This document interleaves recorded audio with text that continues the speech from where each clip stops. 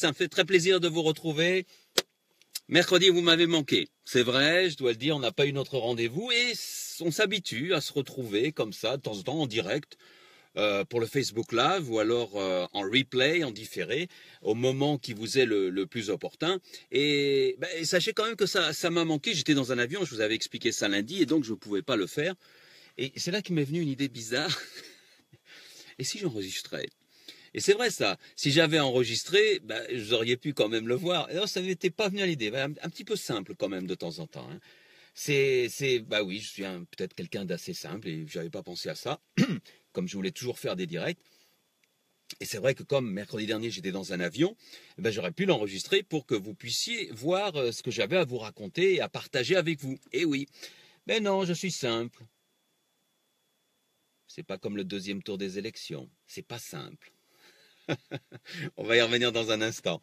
Allez, en tout cas, ça me fait plaisir de vous retrouver.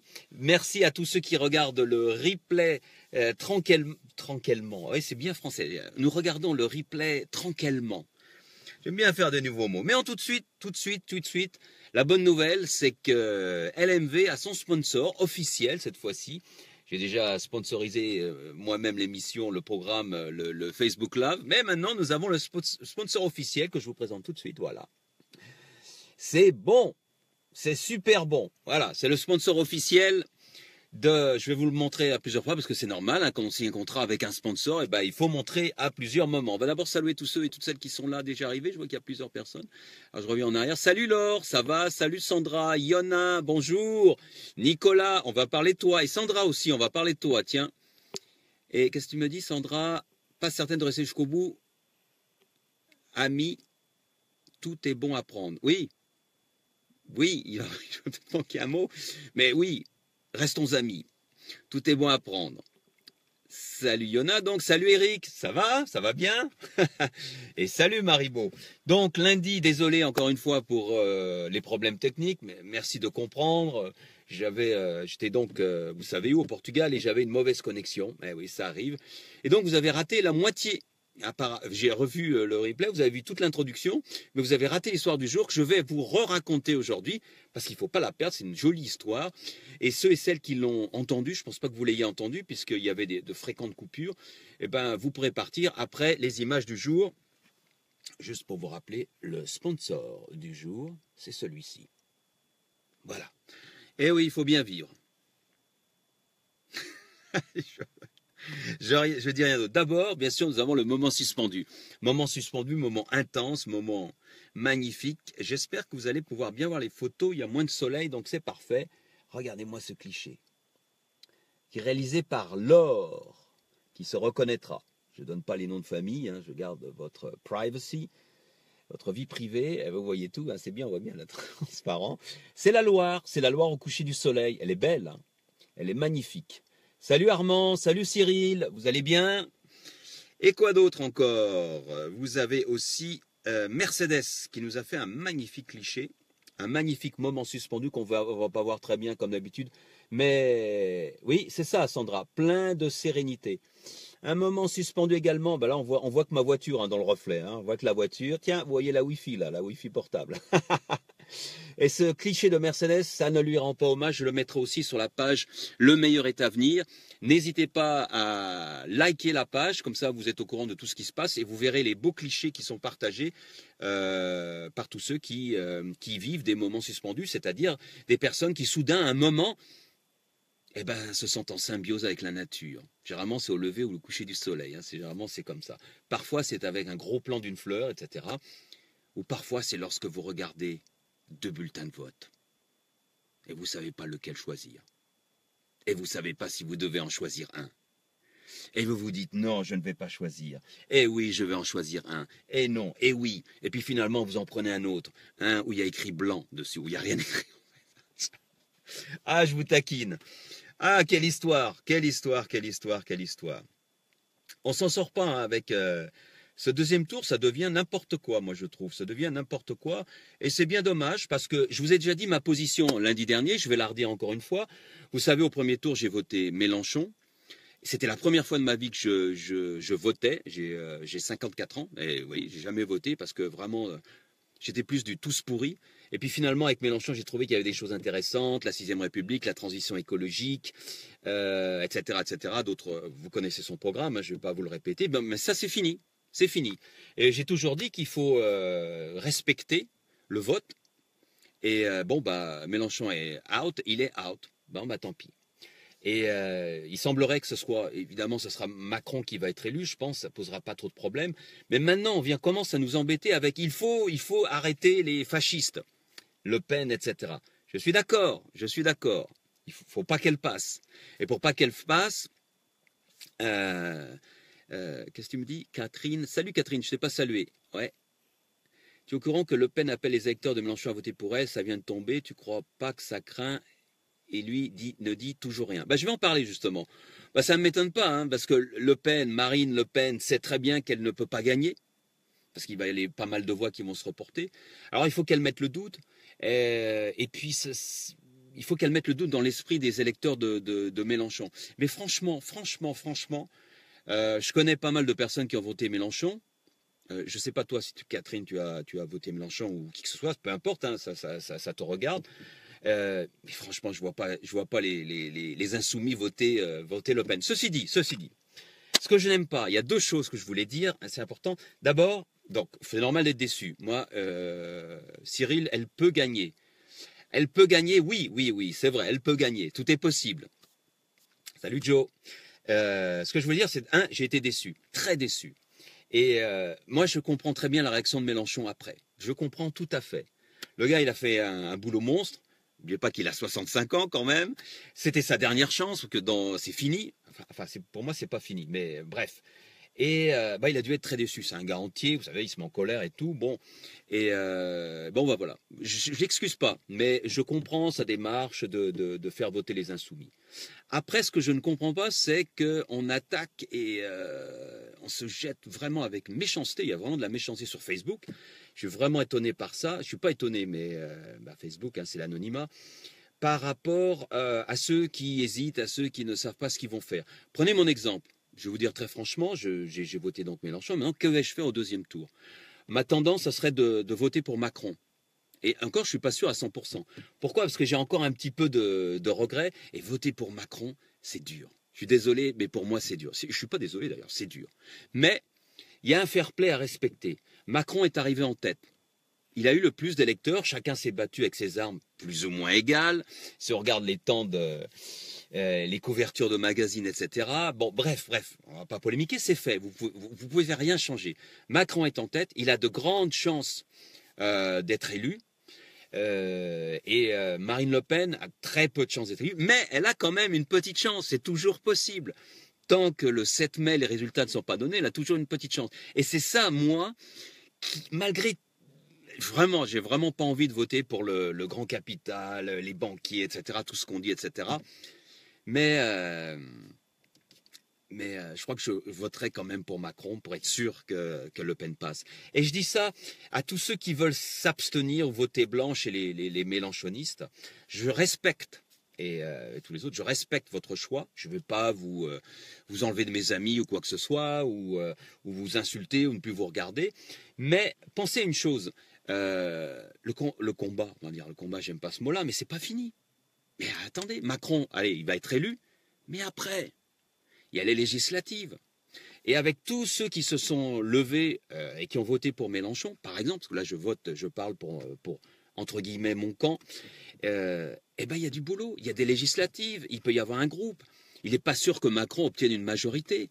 Comment va-t-il faire, etc. Il y a plein de choses qui vont se passer. Ce n'est que le début. Et pour un mouvement qui vient de débuter, c'est bien quand même d'arriver avec, combien il a fait, 19,6, 7 millions de voix. Et des voix qu'il a pris, beaucoup qu'il a prises à Le Pen. Donc chapeau Mélenchon, chapeau les insoumis. C'est pas fini, ça ne fait que commencer. C'est comme un business ou comme un but que vous fixez. Vous voulez réussir quelque chose dans la vie, vous ne réussissez pas en 5 minutes. C'était vraiment la première grosse élection des insoumis. Ça fait que débuter.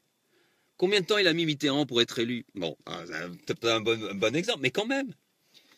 Et donc, il y a les législatives qui arrivent. Et rien n'est joué pour ça. Macron va être élu, il sera élu, etc. Mais il faut pas désespérer. Je pense qu'aujourd'hui, il faut faire barrière. Tu imagines MLP au pouvoir, tu imagines le regret de ceux qui ont voté blanc, impensable. Oui, je suis plutôt d'accord. Ouais, ouais. Moi, je pense que je vais voter. Je pense que oui, quand je dis je pense, ça va vraiment se produire, que je vais voter Macron en y allant à reculons. Cyril, vous dites beaucoup de choses là. Mélenchon peut encore communiquer ses intentions de vote. Je ne sais pas s'il le fera. Je ne sais pas s'il le fera. Cyril, on a 5 ans pour reconstruire une vie politique en partant de la base. Ah oui, Cyril, c'est vrai que tu n'es pas Mélenchon, toi. Tu vois d'un autre. Pourquoi pas? Comme ont fait les Insoumis. Oui, comme moi, ça a été pour moi en 2002 de voter pour Chirac. Et là non plus, je ne me pose pas de questions. Il ne faut pas miser le score du FN. Tu me dis, Catherine, et prends juste 2 minutes pour lire le programme de Macron. C'est pas aussi libé. Ouais, mais bon, hein, on va pas. J'ai pas envie de taper sur Macron. Bon, il y a les affiches qui sont sorties. Je vais vous les montrer quand même. Hein. Mais bon, Macron, c'est pas du tout ma tasse de thé. Macron, pour moi, c'est du Hollande bis. Mais bon, il faut être fair-play. Moi, je dis que c'est une démocratie, enfin une démocratie entre guillemets, il faut être fair-play. Le gars est arrivé en tête, il a eu le plus de voix, il a le plus de chances d'être élu. Le seul moyen de faire barrage aux extrémistes, aux fascistes, à Le Pen, c'est de voter Macron. Et c'est ce que je pense, ce que je vais faire. Mais ceci dit, je ne vais pas en vouloir à ceux qui ne volent pas, ceux qui volent blanc ou ceux qui volent, qui font l'abstention. Chacun décide, hein, en son âme et conscience. Et après, il faut assumer les conséquences. Si Le Pen est aussi haute, il y a des raisons. Hein. C'est de notre faute, c'est de la faute de tous ceux qui ont été au pouvoir pendant les 15 dernières années. Rappelez-vous, après papa, c'est la petite fille. Oui, Sandra, je ne voterai pas pour Macron, mais bien contre MLP. D'accord, là, on est d'accord.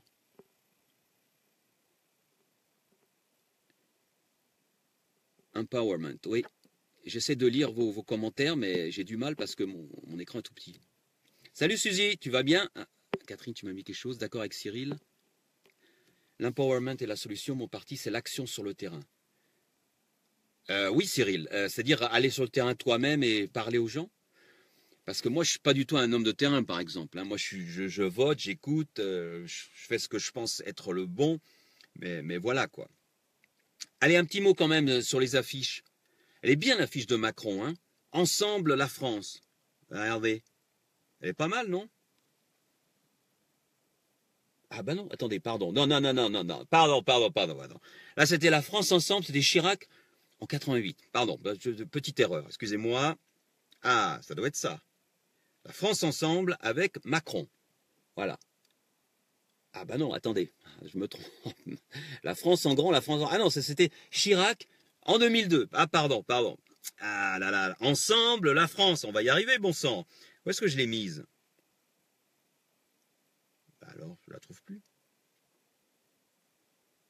Ah bah non, alors je l'ai plus.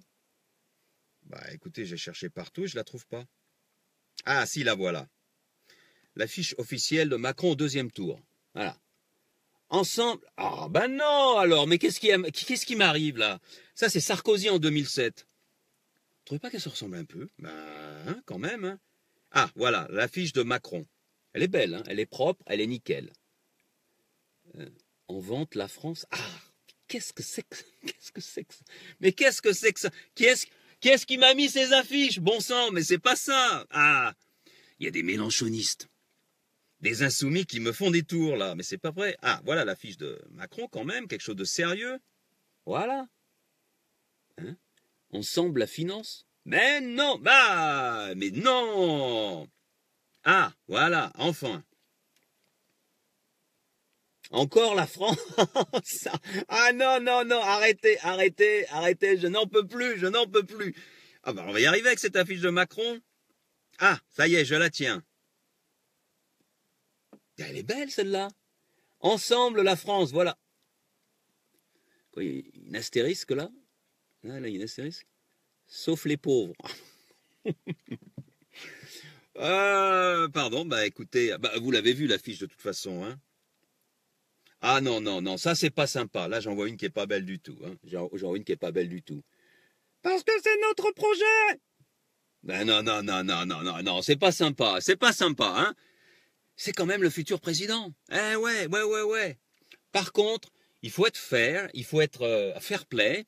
Je viens de montrer l'affiche de Macron, il faut montrer l'affiche de Le Pen. Et là, je veux pas qu'il y ait de blagues. non, même c'est de l'extrême droite, même si c'est fasciste, il faut respecter voilà, elle est belle, hein, elle est belle cette affiche. Hein. En plus, vous voyez, elle est toute belle, machin. Et vous voyez le petit genou là, vous voyez le petit genou là qu'elle a mis. On le voit pas bien. Hein, j'espère que vous le voyez chez vous. C'est contre les islamistes. Je leur mets un coup de genou. Tiens. Bah c'est bien Marine. Vas-y. Bonne chance pour le deuxième tour. Voilà, ça c'est l'affiche de Marine Le Pen pour le deuxième tour avec le fond élyséen derrière, très présidentiel, machin chose. Bon, avec le genou, ouais, bon, bah voilà quoi, hein, c'est une affiche propre, tout ce qu'il y a de plus propre. En tout cas, moi je vais vous dire une chose. Freud avait raison. Vous l'avez vu passer celle-là? En France, le deuxième tour, très oedipien, entre celle qui a tué son père et celui qui a épousé sa mère. Ah, elle est bonne celle-là. Elle est bonne, elle est bonne, elle est bonne. Et puis, où est-ce qu'il est, Nicolas? Parce que vous savez que... comment elle s'appelle? Marine visite beaucoup de monde, elle fait des visites surprises, alors méfiez-vous chez vous, hein? Nicolas, vu que MLP fait des visites surprises, j'ai fermé à double tour, on ne sait jamais. Ah là là. Et j'ai bien aimé la couverture du magazine Society. Je vais vous le mettre là. Le dernier. Marche ou crève. Mais c'est bien, hein, c'est bien trouvé. Et bah c'est un petit peu moi ça en ce moment. Hein, ouais, bah oui, hein, c'est assez dur, hein, mais bon. Un reculon, mais un reculon. Et puis il y en avait une bonne que j'avais pas mise, mais je vous la remonte quand même. On a gagné, on a gagné. C'est qui ça? Le FN ou l'équipe de Macron? Non, les instituts de sondage. Pour une fois qu'ils avaient rien, ils ont eu peur là. Et imaginez si on n'avait pas juste. Hein. Déjà qu'ils s'étaient trompés sur tout. Et puis Nicolas, non c'est pas Nicolas là, c'est un Jean Moundir qui a dit. D'ailleurs le deuxième tour, hein, l'élection est déjà pliée. D'ailleurs la présidente des USA, Hillary Clinton, a déjà appelé Macron pour le féliciter. C'est bien, hein?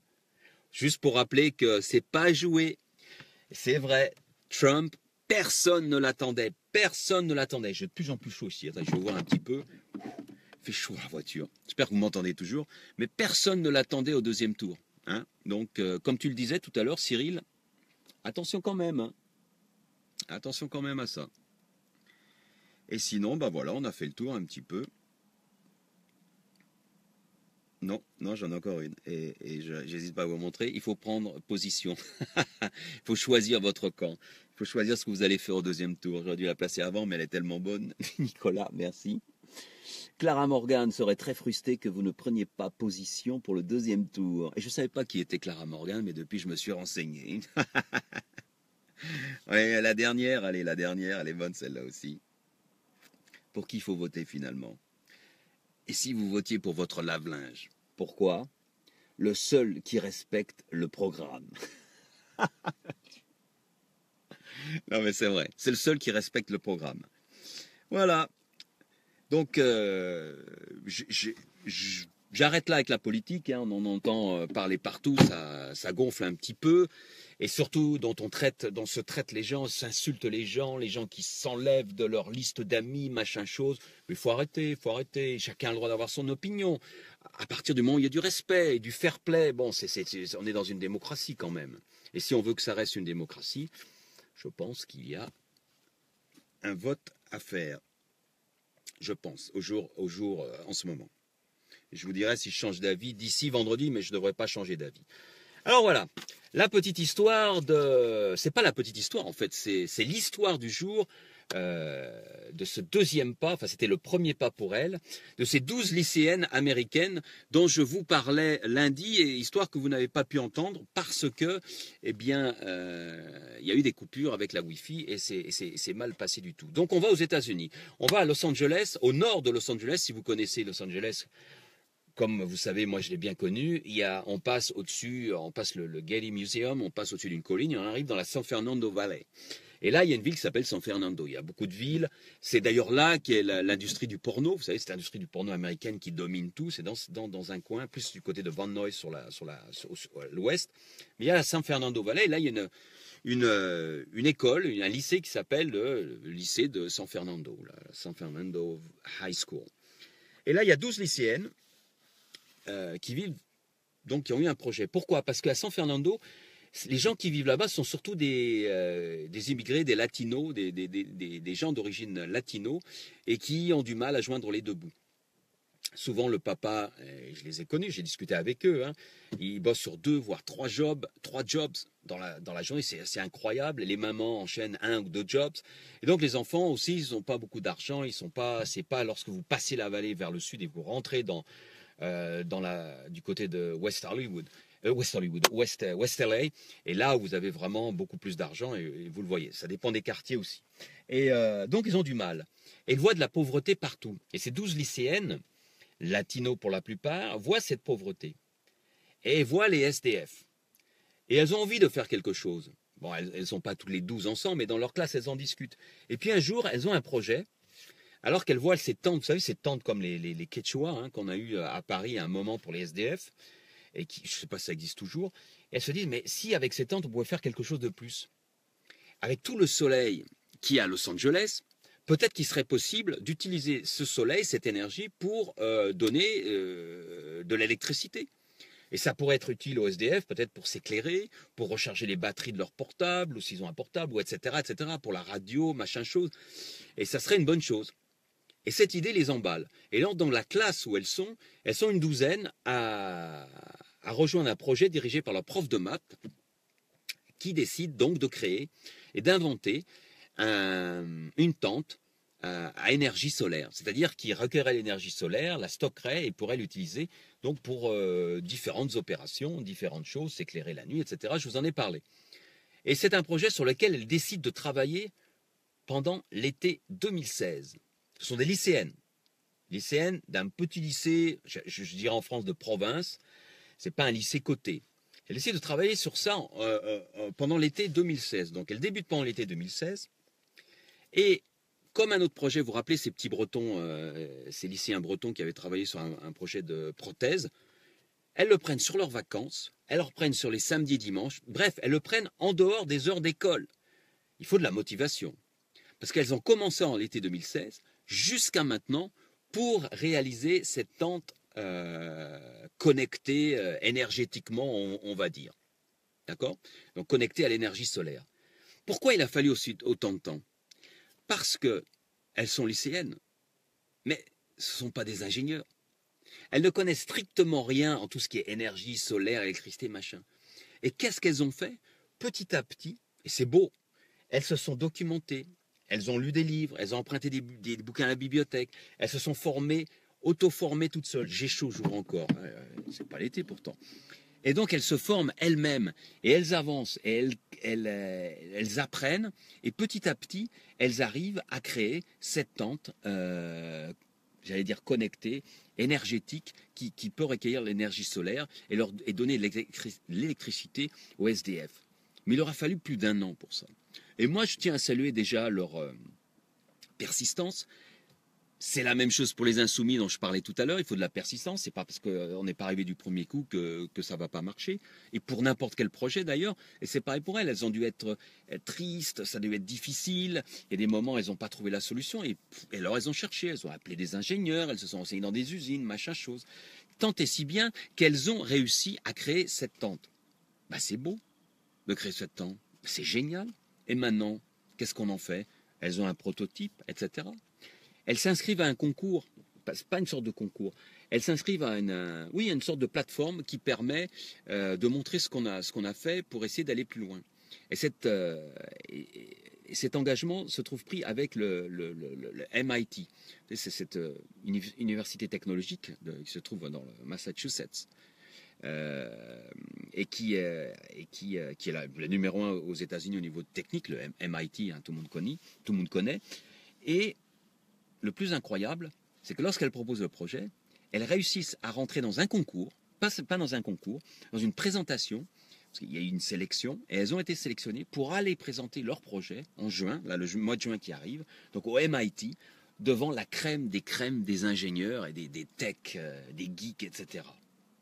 Je ne sais pas si vous imaginez pour ces 12 jeunes filles qui n'ont aucune expérience en ingénierie, bien sûr, qui sont juste 12 lycéennes, qui se sont pris en main, qui ont retroussé leurs manches et qui ont décidé d'avancer et d'aller créer cette tente, ce prototype de tente à énergie solaire pour pouvoir le faire.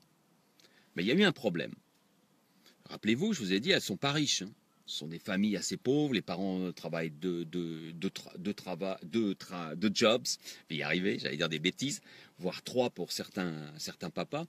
Donc les fins de mois sont difficiles, mais il faut y aller au MIT. Et ce n'est pas MIT qui va leur payer leur voyage. Alors qu'est-ce qu'elles ont fait? Elles sont allées sur un site de crowdfunding qui s'appelle GoFundMe. Elles se sont appelées les Do-It-Yourself Girls, DIY Girls. Vous voyez en français, si vous voulez chercher, c'est DIY Girls. Et elles ont demandé 15 000 $ de crowdfunding pour pouvoir payer leur voyage jusqu'à elles sont 12, hein, donc il faut quand même de l'argent, il faut payer les billets, etc. et la restauration. Je suis allé voir l'autre jour, ça a été largement dépassé. Leur projet a emballé pas mal de personnes qui ont donné un petit peu pour qu'elles puissent aller. Formidable. Et tout ça, pourquoi je vous parle de tout ça en fait? C'est bien ce projet, mais c'est pas un projet qui va révolutionner le monde, mais c'est bien. On ne sait pas jusqu'où elles pourront aller, c'est un prototype. On va pas développer, peut-être qu'on va pas développer en série des tentes quechua avec des panneaux solaires. Mais ce qui est important ici, c'est la leçon qu'il faut en tirer, je pense, sur plusieurs niveaux. D'abord, c'est cette réunion de 12 jeunes filles qui décident de se lancer dans un projet et qui n'y connaissent pas grand-chose, voire rien, dans le domaine des ingénieurs pour créer l'électricité, tout ça. Et qui décident de le faire et qui, avec persistance, réussissent à aller au bout de leur projet. Deuxième chose, c'est d'aider les autres. Elles aident les autres. Elles participent, elles se sentent beaucoup mieux, comme vous et moi, lorsqu'on aide quelqu'un, que ce soit un tout petit niveau, avec un bonjour, un salut, comment ça va, une petite discussion, ou même en allant plus loin, en invitant quelqu'un à manger, ou en partageant son repas avec quelqu'un d'autre, ou des choses un peu plus grandes lorsqu'on a des projets plus ambitieux. Et le mot ambitieux n'est pas très juste, je ne devrais même pas dire ça, on a des projets un peu plus grands. Ça, c'est pas grave. Et puis, il y a une troisième chose qui se produit dans leur lycée, c'est que les classes les plus jeunes, pendant 1 an, les ont vus bosser sur leur projet. Et qu'est-ce que vous croyez qui s'est passé? Les plus jeunes, maintenant, ont, elles et eux aussi, envie de faire des choses qui sortent de l'ordinaire, pas juste d'aller en classe et de suivre les cours. Et dans cette école, maintenant, ça pullule de projets. C'est comme elles sont devenues un petit peu les mentors, sans le vouloir, des classes un peu plus jeunes qui, elles aussi, veulent faire quelque chose, ont envie de retrouver une certaine ambition. Et ça, c'est la dernière chose. C'est le côté ambitieux. Ambitieux, ça peut être très positif ou très négatif. Mais moi, j'aime l'ambition quand c'est positif. C'est-à-dire, ces 12 lycéennes qui, il y a un peu plus d'1 an, ne pensaient qu'à finir leur devoir, à entrer chez elles, à discuter avec les amis, à faire un peu de texto, aller sur les différents apps, partager des photos ou des machins comme ça, ont complètement changé. Là où avant elles ne pensaient pas vraiment à leur avenir, trouver un petit bout, etc., elles pensent maintenant à devenir de vrais ingénieurs. Ça les a complètement changés. Dire grâce à ce projet, elles ont ouvert leur esprit. Elles sont devenues beaucoup plus ambitieuses. Elles se disent, mais peut-être que je pourrais être un ingénieur, une ingénieure, je ne sais pas comment on dit. Vous voyez ce que ça, l'importance, ça va bien au-delà du projet de cette quechua, de cette tente avec des panneaux solaires à énergie solaire. Et tout ça, c'est très important. C'est la même chose dans plein de domaines. Quel que soit ce que vous fassiez, ce que vous allez faire en bien vers votre projet va inspirer les gens autour de vous. Dans une famille, un papa, là je prends mon exemple, un papa qui fait quelque chose ou une maman qui fait quelque chose, va inspirer les enfants. Si vous allez dans un truc positif, un truc optimiste, bien sûr. Si vous passez votre temps à dénigrer les autres, à casser voilà, vos enfants seront comme vous. Ils ont de grandes chances d'être comme vous. Et c'est triste, ils iront nulle part. J'allais dire quelque chose, je ne le dis pas. Donc c'est pareil avec vos amis, dans votre boulot ou dans ce que vous faites dans la vie. Vous êtes ce qu'on dit en anglais, des role models, des mentors, on va dire en français, et c'est important. Et c'est pour ça que je voulais lundi dernier partager cette histoire, et c'est pour ça que je la repartage aussi, partiellement, parce qu'elle est très importante, non pas au niveau d'un résultat spectaculaire, comme parfois je vous raconte, mais parce que c'est un exemple pour nous tous et nous toutes. Et c'est comme ça que je boucle la boucle de tout ce que je vous ai raconté aujourd'hui. Je vous tiens la jambe depuis un moment, je vais m'arrêter là, et je ferme la porte parce que c'est important, et je veux que vous m'entendez bien. C'est le deuxième pas vers un avenir meilleur. Le deuxième pas, pourquoi? Parce que j'ai raconté cette histoire lundi, vous ne l'avez pas entendu. Je la raconte, donc c'est la deuxième fois que je la raconte aujourd'hui parce que c'est trop important. C'est le deuxième pas pour ces jeunes filles également qui vont aller au MIT rencontrer des gens qui ne sont pas du tout de leur classe sociale, mais avec lesquels elles vont pouvoir échanger. Et tout ça va les imprégner et va encore les booster dans leur confiance en elles pour pouvoir devenir ingénieurs ou autre chose, ce qu'elles veulent. Mais enfin, ça va les sortir de leur classe sociale et de ce blocage qui existe souvent au niveau de l'éducation. Et si c'est le deuxième pas de l'élection présidentielle, le deuxième pas de l'élection, c'est savoir si vous allez voter ou pas dimanche prochain. Je ne réponds pas tout de suite, enfin, je vous ai dit ce que j'en pensais tout à l'heure, mais réfléchissez bien, c'est très important. Et c'est aussi le deuxième pas dans votre vie personnelle, quoi que vous fassiez. Vous avez réussi peut-être quelque chose, vous avez un petit doute sur le prochain pas à faire, ben, n'hésitez pas, allez-y, faites-le ce deuxième pas. Il est hyper important et il vous attend. Peut-être que parfois vous ne le voyez pas ce deuxième pas. Eh bien, ouvrez les yeux. C'est ma phrase du jour, c'est pour ça que je vous dis ça. Ouvrez les yeux parce que j'ai trouvé cette phrase formidable, je l'avais partagée l'autre jour, mais vous n'avez pas eu le temps, vous n'avez sans doute pas vu. Rien n'est jamais fermé, sinon tes propres yeux. Proverbe persan, partagé par Suzy. Rien n'est jamais fermé, sinon tes propres yeux. Ça vaut pour le vote, ça vaut pour votre avenir, ça vaut pour le prochain pas que vous allez faire. Il y a toujours une solution. Toujours, toujours, toujours. À vous de faire un choix. Bon week-end, bon long week-end. On se retrouve lundi. Chez moi, il n'y a pas de week-end. Pour l'épisode 121. Excellent week-end à tous et à toutes. Au revoir. Merci.